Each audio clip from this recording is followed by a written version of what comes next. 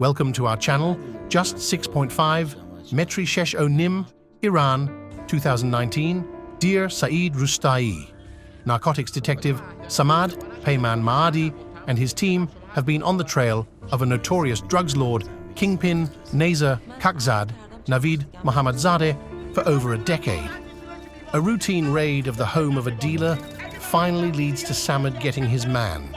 Despite being in custody, Nazer still talks a big game, even trying to bribe Samad to free him.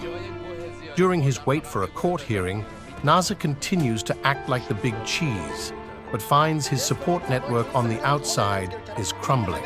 Samad is also forced to play dirty to bring Nazer down, leading to a mental game of cat and mouse as facts become distorted to suit their respective narratives.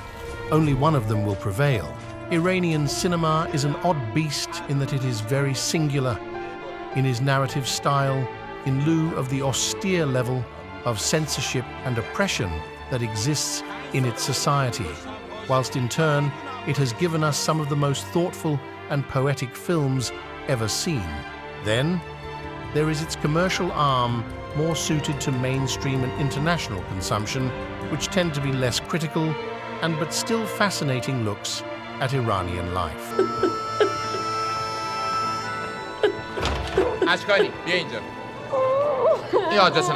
Law of Tehran falls into the latter category, a slickly made, gritty crime drama from Saeed Rustai that offers us an insight into the handling of the drug problem in Iran by the authorities. The alternate title of Just 6.5 refers to the number of drug addicts in the country in millions, a number it is observed in the film that keeps rising. In keeping with its bent for heavy punishment, drug dealers, traffickers, and suppliers can face execution if caught, something you can deliberate for yourself. فقط ببین من الان نمیدونم خوابم یا بیدارم تو این کارا رو با هم میکنی ولی اگه بیدارم و تو داری این بلا رو سر من میاری باید تا آخر عمرت بترسی. Presented as police procedural tale, there is little action aside from a fateful chase at the start in which Samad's deputy, Hamid Human Kiai, chases a dealer who literally leaps to his death in a brilliant moment of shocking pathos. یه روز زده بچه منو کشته داده بچه رو بدزدن که گروگان بگیره ندزدیده کشته. The criminal did drop his drugs beforehand, which Hamid picked up, and with no witnesses to back him up, simply said he lost the lad. This becomes important later on.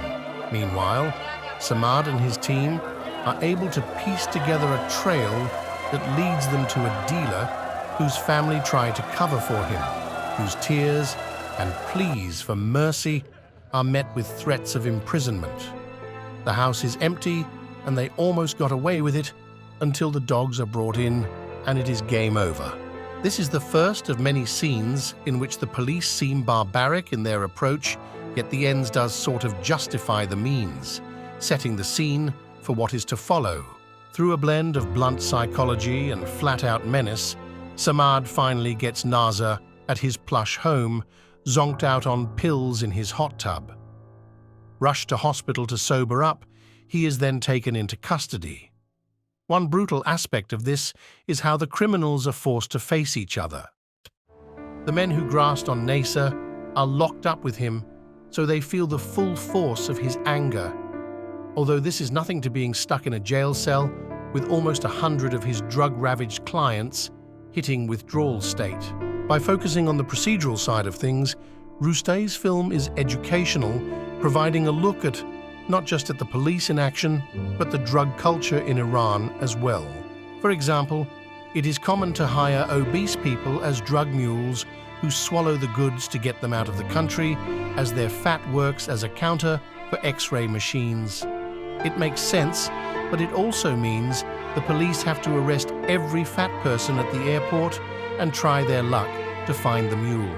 Rustai is trying to say something without upsetting the senses, rather cleverly taking the approach of shaming the drug dealers into thinking about the damage their business does to innocent lives. At the halfway mark, the story slyly pivots to presenting Nazer as a slightly sympathetic, as desperation sets in over how much he stands to lose and how this impacts his family.